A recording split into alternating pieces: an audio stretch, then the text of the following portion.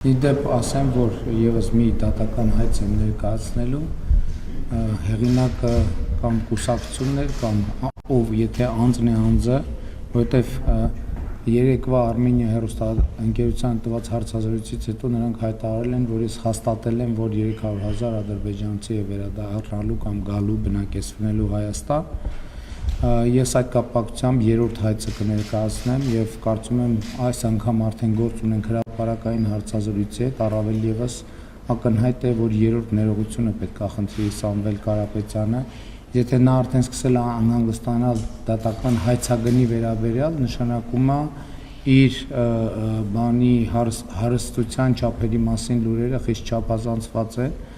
Ինչ վերաբերվում է Պեռև առօրտին, Հայաստանը իր պահ եւ ինստիտուցիոնալ համակարգը բավարար չափով կայացած է, որպեսզի բնում խեղդի ցանկացած հեղաշրջման փորձ,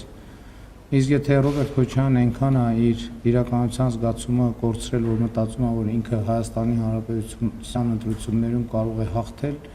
ես այդ դրա վերաբերյալ ճիշտ ասած անիմաստ եմ հայտարարում, անիմաստ եմ համարում որևէ մեկնաբանություն ասել, մնում է միայն կարեկցել այդ մարդուն։